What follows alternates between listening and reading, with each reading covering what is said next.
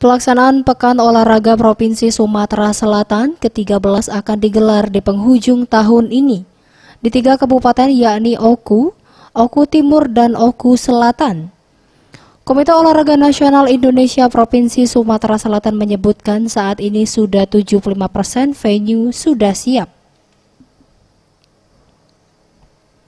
Ketua KONI Sumsel Henry Zainuddin mengungkapkan selain venue, persiapan penginapan, makan, serta kebutuhan lain perlu juga disiapkan oleh daerah yang menjadi tuan rumah. Selain itu, Porprov tahun ini juga diharapkan dapat mendongkrak ekonomi masyarakat melalui penjualan oleh-oleh khas kepada peserta Porprov.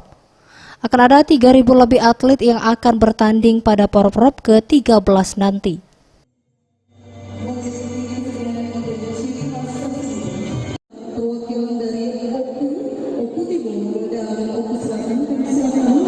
Venue kita sudah tinjau, hampir 75% siap, tinggal kita perbaikan ini. Ada 3 sukses tadi, dia bisa melahirkan atlet dari Oku ini.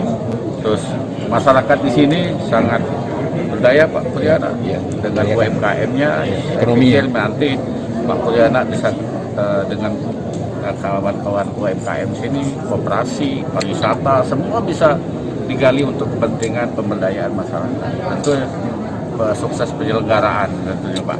Ini yang paling penting. Imbasnya ekonomi ya, ekonomi rakyat. Jadi itu harapan kita di Oku ini, karena dari ini baru sejarah di Oku ada.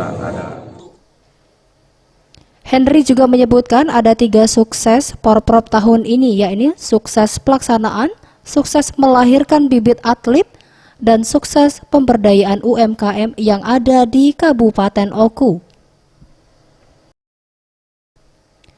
Bagus Mihargo, Sriwijaya TV.